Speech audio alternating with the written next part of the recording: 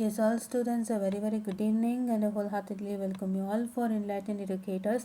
And ಇವತ್ತು ತುಂಬ important update ಕೊಡಬೇಕನ್ನಿಸ್ತು. So ಹಾಗಾಗಿ ಬಂದಿದ್ದೀನಿ. ಏನು ಅಂತ ಹೇಳಿದ್ರೆ, ಈಗ ಆಲ್ರೆಡಿ ಎಲ್ಲರಿಗೂ ಎಕ್ಸಾಮ್ಸ್ ಹತ್ತಿರದಲ್ಲಿದೆ. ಕೆಲವ್ರಿಗೆ ತುಂಬ ಟೈಮ್ ಇದೆ, ಕೆಲವ್ರಿಗೆ ಕಡಿಮೆ ಟೈಮ್ ಇದೆ. ಸೊ ಅದು ಅವರವರ ಒಂದು ಎಕ್ಸಾಮ್ದು ಲೆಕ್ಕಾಚಾರ. ಸೊ ನಾನು ಒಂದು ಇಲ್ಲಿ ವಿಷಯ ಮಾತಾಡೋದಕ್ಕೆ ಬಂದಿರೋದೇನು ಅಂತಂದರೆ, ಸೊ ಮೊದಲನೇದಾಗಿ how to attempt your exam ಅಂತ. ಇದಕ್ಕೆ ಆಲ್ರೆಡಿ ಒಂದು ವಿಡಿಯೋ ಮಾಡಿದ್ದೆ, but this is something different than what you see. ಹೌದಾ? ಸೊ ಏನಂತ ಹೇಳಿದ್ರೆ, ಇವತ್ತೊಬ್ಬರು ಕ್ವೆಶನ್ ಮಾಡಿದ್ರು. ಸೊ ನಾನು ಲಾಸ್ಟ್ ಟೈಮ್ ಎಕ್ಸಾಮ್ ಬರೆದಿದ್ನಲ್ಲ, there was a mistake in that. So ಅದರಲ್ಲಿ ನಾನು ಯಾವುದೊಂದು ಟಾಪಿಕ್ ಮಿಸ್ಟೇಕ್ ಮಾಡಿದ್ದೆ ಮ್ಯಾಮ್, ಅದಕ್ಕೆ ಈ ರೀತಿ ಆಯಿತಾ ಅನ್ನೋಂಥ ಒಂದು ಪ್ರಶ್ನೆ ಬಂತು. ನನಗೆ ಆವಾಗ ಅನ್ನಿಸ್ತು, first point, what ever the question ಈ ಹ್ಯಾಸ್ ಟು ರೈಟ್. ನಾನು ಯಾವುದೊಂದು ಟಾಪಿಕಲ್ಲಿ ತಪ್ಪು ಮಾಡಿದ್ದೆ, ಅದಕ್ಕಾಗಿ ನನಗೆ ಈ ಥರ ಪ್ರಾಬ್ಲಮ್ ಆಯಿತು ಅನ್ನೋಂಥದ್ದು, that's really right yes question. But what is the matter is, ಅದೊಂದೇ ಟಾಪಿಕಾ? ಅದೊಂದೇ ಟಾಪಿಕಾ? ಖಂಡಿತ ಅಲ್ಲ, ರೈಟ್? ನೋ ಅಲ್ವಾ? And main thing, his thinking is right.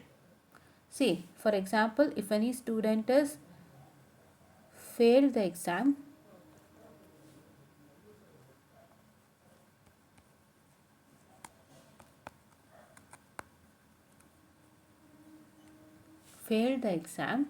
ಆ ಸ್ಟೂಡೆಂಟು ಲಾಸ್ಟ್ ಟೈಮ್ ಮಿಸ್ಟೇಕ್ಸ್ ಎಲ್ಲ he has to check it, right? He has to check the last time mistakes. Without that he can't move forward with things. ಕರೆಕ್ಟಾ? ಖಂಡಿತ ಸಾಧ್ಯ ಇಲ್ಲ. ಹೌದಲ್ವ? ಅದು ಖಂಡಿತ ಸಾಧ್ಯ ಇಲ್ಲ. ಈಗ ಇದು ಬರೀ ಫೇಲು ಸ್ಟೂಡೆಂಟಿಗೆ ಮಾತ್ರ ಅಪ್ಲೈ ಆಗುತ್ತಾ? ಖಂಡಿತ ಇಲ್ಲ. ನಾನೇನು ಹೇಳಿದೆ, ಫೇಲು ಸ್ಟೂಡೆಂಟ್ಸ್ಗೆ ಫಸ್ಟ್ ಟೈಮ್ ಫೇಲ್ ಆದಾಗ ಏನು ಮಿಸ್ಟೇಕ್ ಮಾಡಿದ್ರು, ಓದ್ಬೇಕಾದ್ರೆ ಏನು ಮಿಸ್ಟೇಕ್ ಮಾಡಿದ್ರು, they all check it out. Even ನಾನು UPSC aspirant, KS aspirant, government exam aspirant ಎಲ್ಲ ಮಾಡೋದು ಅದೇನೆ. ಒಂದ್ಸತಿ ಅವ್ರು ಫೇಲ್ ಆಯಿತು ಅಂದರೆ ಅವ್ರು ಏನಕ್ಕೆ ಫೇಲ್ ಆದರು, ಎಲ್ಲಿ ಮಿಸ್ಟೇಕ್ ಮಾಡಿದೆ, ಏನಾಯಿತು, what was the real reason behind the failure ಅನ್ನೋ ಥರ ಪ್ರತಿಯೊಂದು ಚೆಕ್ ಮಾಡ್ತಾರೆ. On all angles. ಅಂದರೆ ಅವ್ರು ಓದ್ತಾ ಇರೋ ರೀತಿ ತಪ್ಪಿತ್ತಾ, ಇಲ್ಲ ಅವ್ರು ಟೈಮ್ ಕೊಟ್ಟಿದ್ದ ರೀತಿ ತಪ್ಪಿತ್ತಾ, ಇಲ್ಲ ಅವ್ರು ಸೆಲೆಕ್ಷನ್ ಮಾಡಿದ ಬುಕ್ಸ್ ರೀತಿ ತಪ್ಪಿತ್ತಾ, ಎಲ್ಲ ಥರ they check with all aspect. But is that only for a failure student in any case?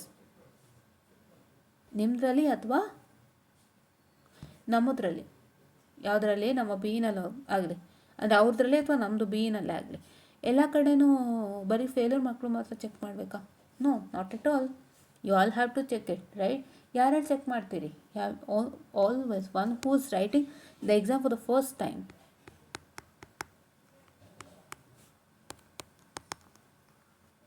First time ಬರೀತಾ ಇರೋರು ಚೆಕ್ ಮಾಡ್ತೀರಾ? ಯಾಕೆಂದರೆ ನಿಮಗೆ ಈ ಪ್ರಾಬ್ಲಮ್ ಬರಬಾರ್ದು ಅಂತ. ಫಸ್ಟ್ ಟೈಮ್ ಬರೀತಾ ಇರೋರು, when you are completely cautious, when you completely precautious, and when you are completely checking with the status while attempting your exam. ನಾನು ಆ ಸಬ್ಜೆಕ್ಟ್ಗೆ ಹೇಗೆ ಪ್ರಯತ್ನ ಮಾಡ್ತಿದ್ದೀನಿ, and how I am giving justice to that subject. And ನಾನು ಬರೀ plan ಮಾತ್ರ ಮುಖ್ಯ ಅಲ್ಲ, answer writing is important.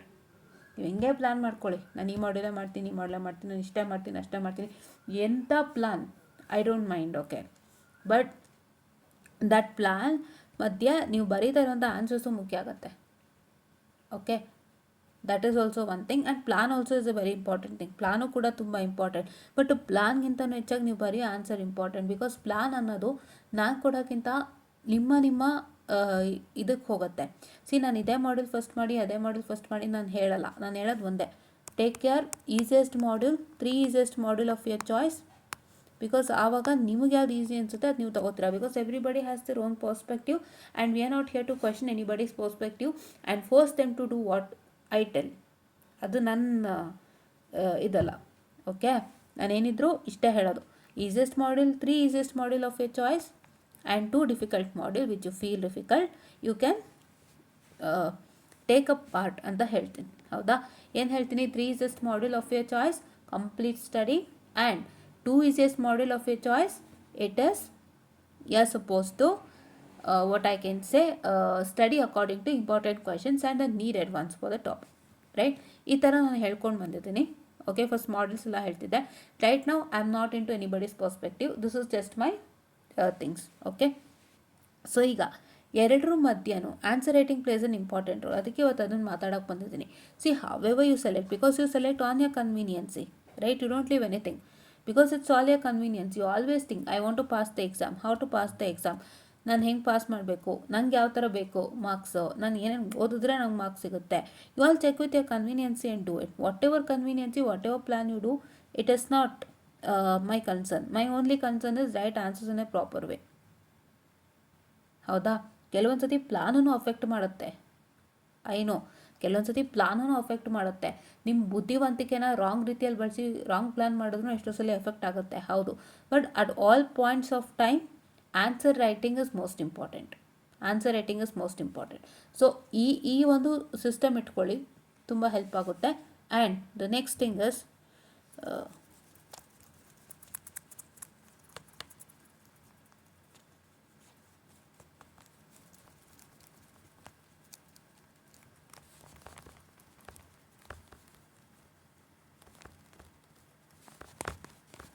okay. So I do clear it like this because if I go to completely clear ಮತ್ತೆ advertisements ಬರುತ್ತೆ, which is really not to the mark. Fine. Okay. Now next one. Next ಏನು ಅಂತಂದರೆ, ಈಗ ನಾನು answer ರೈಟಿಂಗ್ಗೆ ಏನೇನು precautions ತೊಗೋಬೇಕು, failed ಸ್ಟೂಡೆಂಟ್ಸ್ಗೆ ಆಗಲಿ ನಾರ್ಮಲ್ಗೆ ಆಗಲಿ, this is one mantra. Okay. So take care scheme of evaluation for a failed student. First take all your question papers. ಅಂದರೆ ನೀವು ಎಷ್ಟು ಸಲ ಒಂದು ಸಬ್ಜೆಕ್ಟ್ನ ಅಟೆಂಡ್ ಮಾಡಿದರೆ, if you have attempted for the 4th time, so you have to take all the 4 times question paper. Have a scheme of evaluation. As I mentioned, it's present in video sync. For the same question papers, you have scheme of evaluation. Okay. ಓಕೆನಾ? So you can take it out. So ನೀವು ಆ ಥರ ಮಾಡಬೇಕು. ಇಲ್ಲ separate question paper separate, answer separate ಎಲ್ಲ ಇಲ್ಲ, question paper with answer ಟುಗೆದರೇ ಇದೆ. ಸೊ ಹಾಗಾಗಿ you can take it, not a problem, right. But ನಾನೇನು ಹೇಳೋದು ಅಂತಂದರೆ, ಈಗ ಇಲ್ಲಿ ನಿಮ್ಮ ಕ್ವಶನ್ ಪೇಪರ್ಸ್ ನಿಮಗೆ ಹ್ಯಾಂಡ್ ಔಟೇ ಕೊಟ್ಟಿರ್ತಾರಲ್ಲ ಎಕ್ಸಾಮ್ ಬರೀಬೇಕಾರೆ, ಸೊ ಅದು ನೀವು ಇಟ್ಕೊಳ್ಳಿ. ಸ್ಕೀಮ್ ಆಫ್ ವ್ಯಾಲ್ಯೂಯೇಷನ್ ಸಪ್ರೇಟಾಗಿ ತೊಗೊಳ್ಳಿ. ಅಲ್ಲಿ ವಿಟಿಯು ಸಿಂಕಲ್ಲಿ ಅಲ್ಲೂ ಕೂಡ ನಿಮ್ಮ ಕ್ವಶನ್ ಪೇಪರ್ ಅಟ್ಯಾಚ್ ಆಗಿರುತ್ತೆ, not a problem if you don't have the question papers with you. Okay. Yes. So ಅಲ್ಲಿ ನೀವು ಚೆಕ್ ಮಾಡಬೇಕಾದ್ರೆ you remember what you had written in your 4 attempts. Okay. In your 4 attempts, many student complaints are, ma'am, we write answers, but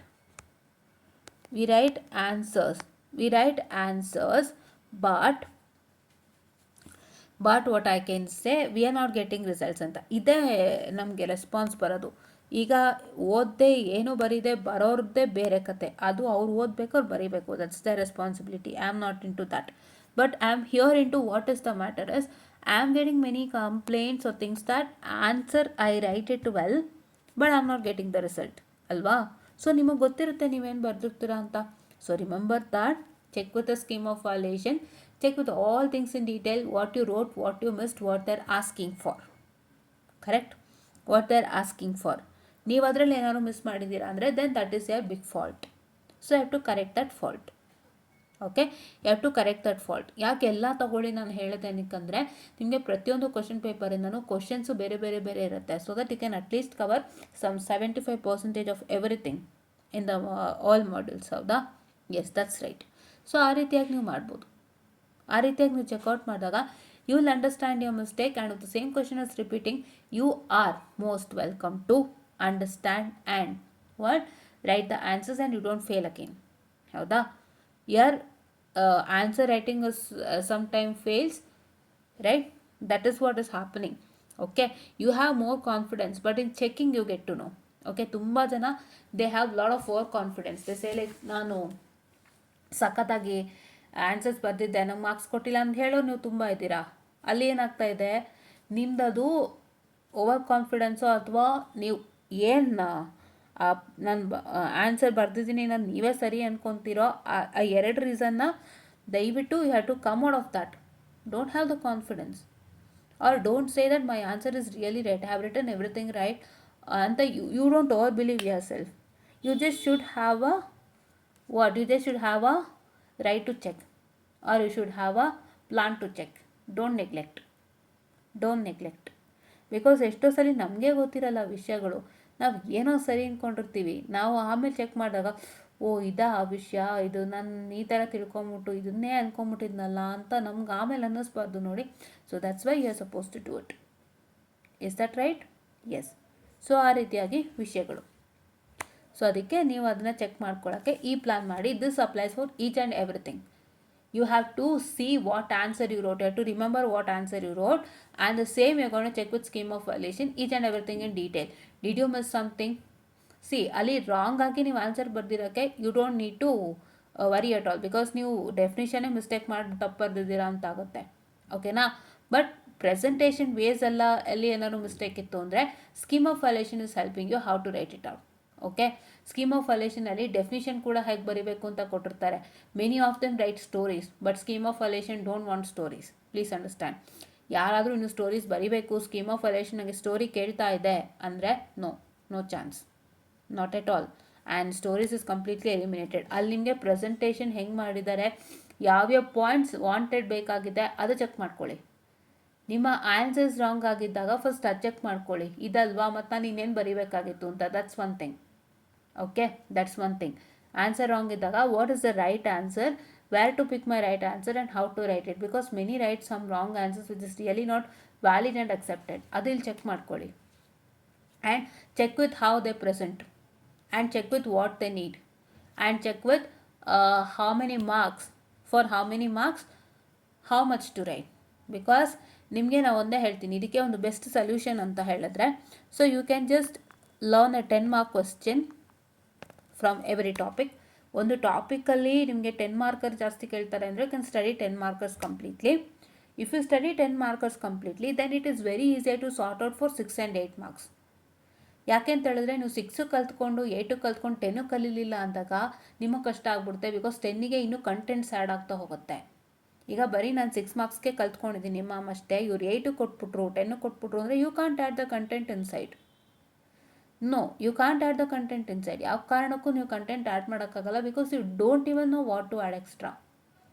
so 10 ಮಾರ್ಕರ್ಸಲ್ಲಿ ನೀವೇನು ಮಾಡ್ಬೋದು, 10 ಮಾರ್ಕರ್ಸಲ್ಲಿ you learn everything. In a 10 marker question you learn everything, what and all to write and what not to write. ಹೌದಾ? ಏನು ನಾನು ಬರೀಬೇಕು, ಏನು ನಾನು ಬರೀಬಾರ್ದು ಅನ್ನೋಂಥದ್ದು ನಿಮಗೆ ಗೊತ್ತಾಗ್ಬಿಡುತ್ತೆ 10 ಮಾರ್ಕರ್ಸಲ್ಲಿ. ಕಂಪ್ಲೀಟಾಗಿ ಎಲ್ಲನೂ ಓದ್ತೀರಾ. ಸೊ ಇನ್ ದ 10 ಮಾರ್ಕರ್ಸ್ ನಿಮಗೆ ತುಂಬ ಸಿಂಪಲಾಗಿ ಹೇಳ್ತೀನಿ. ಸೊ ನೀವು 10 ಮಾರ್ಕರ್ಸ್ನ ಓದಿ 6, 8 ಎಲಿಮಿನೇಟ್ ಮಾಡೋದು ಈಸಿ ಇದೆಯಾ, ಅಥವಾ 6 ಮಾರ್ಕ್ಸಿಗೆ ಓದಿ 8, 10ಗೆ ಓದೋದಿದೆಯಾ? ಅಲ್ವಾ? 10 ಮಾರ್ಕರ್ಸ್ಗೆ ನೀವು ಕಂಪ್ಲೀಟಾಗಿ ಓದಿದ್ರೆ 6 ಮತ್ತು 8 ಮಾರ್ಕ್ಸ್ಗೆ ಅದರಲ್ಲಿ ಇರ್ತಕ್ಕಂಥ ಒಂದೊಂದು ಕಂಟೆಂಟ್ನ ನೀವು ಎಲಿಮಿನೇಟ್ ಮಾಡ್ತಾ ಬರ್ಬೋದು.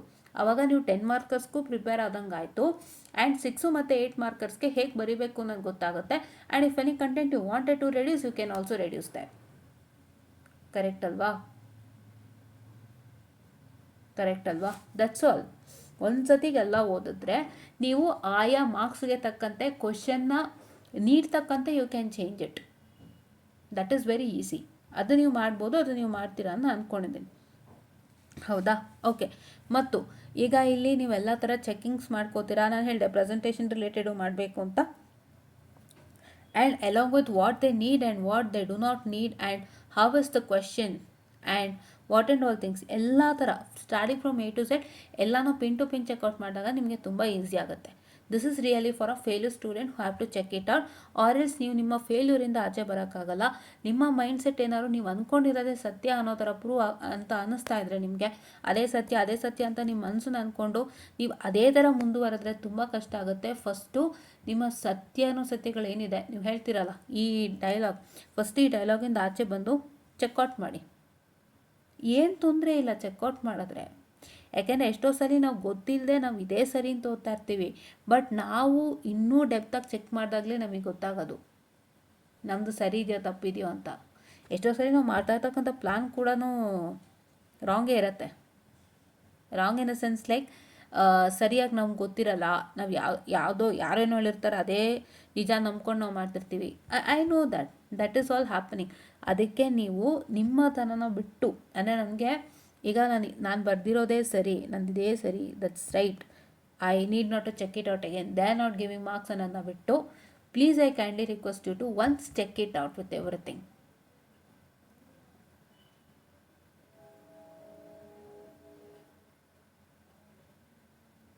ಚೆಕ್ಔಟ್ ಮಾಡಿ ಎಲ್ಲನೂ ಕರೆಕ್ಟ್ ಅನಿಸಿದ್ರೆ, if you are right then you are right.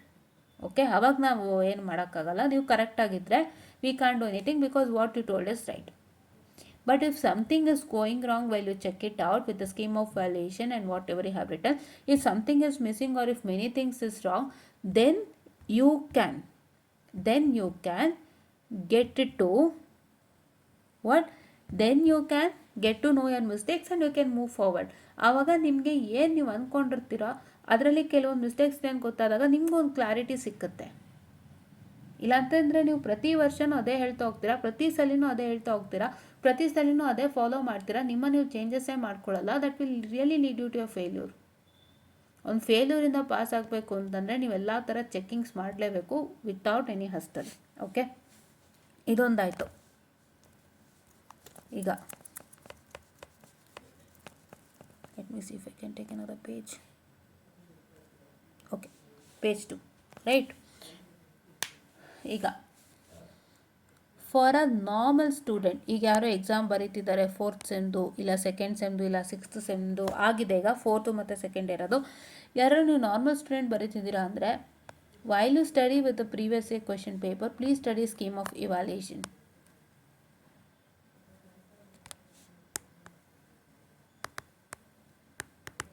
ನಾನೇನು ಹೇಳಿದ್ನಲ್ಲ, ಸ್ಕೀಮ್ ಆಫ್ ಇವ್ಯಾಲ್ಯೂಯೇಷನ್ನ A to Z ಸ್ಕ್ಯಾನ್ ಮಾಡಿ. I already mentioned that learn for a 10 marker question from every topic so that you can eliminate things for 6 and 8.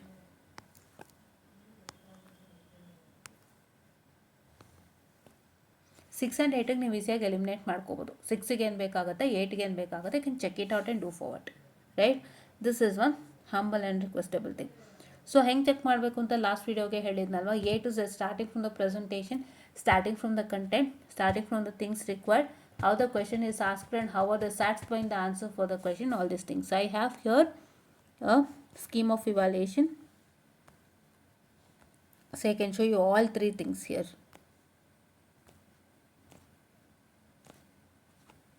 ಇದರ ಮೇಲೆ ಒಂದು video ಮಾಡಿದೆ, but this was something different than things. Okay, so these 2 are derivation and a problem, and one is theory.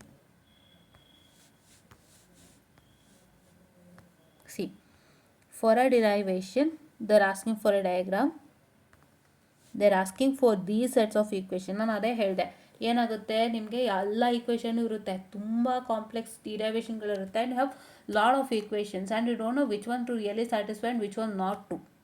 Right, ಅದು ಇಲ್ಲಿ ನಿಮ್ಗೆ ಗೊತ್ತಾಗುತ್ತೆ. ನೋಡಿ, ಎಷ್ಟೆಷ್ಟು ಈಕ್ವೇಷನ್ಸ್ ಎಲ್ಲ ಕೊಟ್ಟಿದ್ದಾರೆ, ಇದಿಷ್ಟು ಸ್ಯಾಟಿಸ್ಫೈ ಮಾಡಿದ್ರು ಸಾಕು. ಅವಾಗ ಏನು ಮಾಡ್ಬೋದು, ಇದಿಷ್ಟನ್ನು ಸ್ಯಾಟಿಸ್ಫೈ ಮಾಡ್ಬೋದು. ಆ್ಯಂಡ್ ಕೆಲವೊಂದು ಕಡೆ ದೊಡ್ಡ ದೊಡ್ಡ ಸ್ಟೆಪ್ಸ್ನು ಇವ್ಯಾಲ್ಯೂಯೇಷನ್ ಮಾಡಿದಾಗ you can just write it out that doing all this process we get this equation ಅಂತ. Right, but they need these valued equations ಈ ಥರ. So drawing equations and here okay, ಇದರಲ್ಲಿ ನೋಡಿ, ಇದು 1A 1B, ಇವರು 2A 2B ಏನೋ ಕೊಟ್ಟಿಲ್ಲ, 3A 3B ಕೊಟ್ಟಿದ್ದಾರೆ ಡೈರೆಕ್ಟಾಗಿ. ಸೊ 3A 3Bಯಲ್ಲಿ ನೋಡಿ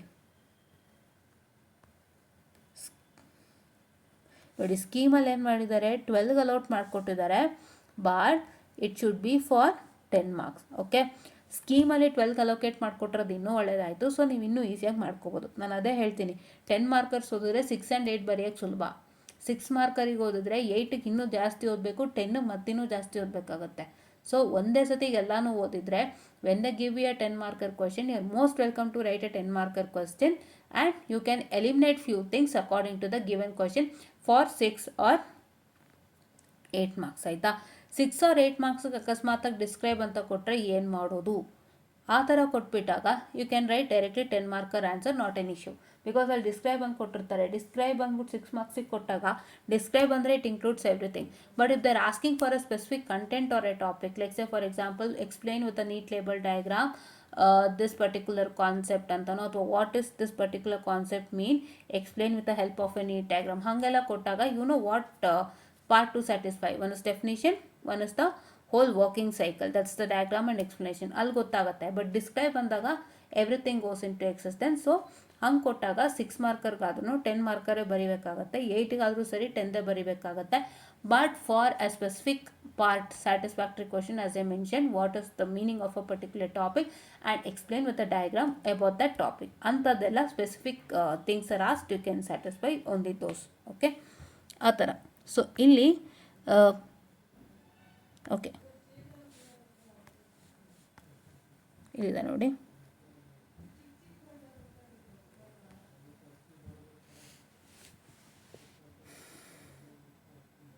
ಇದು ಯಾವುದಿದು 2A. ಸಿ 2Aನಲ್ಲಿ it's also kind of diagrams ಇದೆ. ಆ್ಯಂಡ್ ಇಲ್ಲಿ you can see that there is some circuit ಡಯಾಗ್ರಾಮ್ಗೆ ಎಷ್ಟು ಮಾರ್ಕ್ಸ್ ಅಂತ ಕೊಟ್ಟಿದ್ದಾರೆ, ಈಕ್ವೇಷನ್ಸ್ಗೆ 4 ಮಾರ್ಕ್ಸನ್ನು ಕೊಟ್ಟಿದ್ದಾರೆ. ಓಕೆನಾ.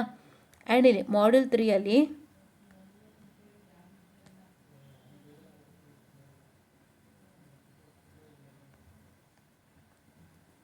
let me just take 3A. What is question number 3A? Explain the 3 biasing method to bias MOS amplifier with a neat label diagram. I'll be just checking any theory question. I'll check 6A. 6A is with a neat label diagram. Explain operation of RC phase shift oscillator. So 6A I'll be checking.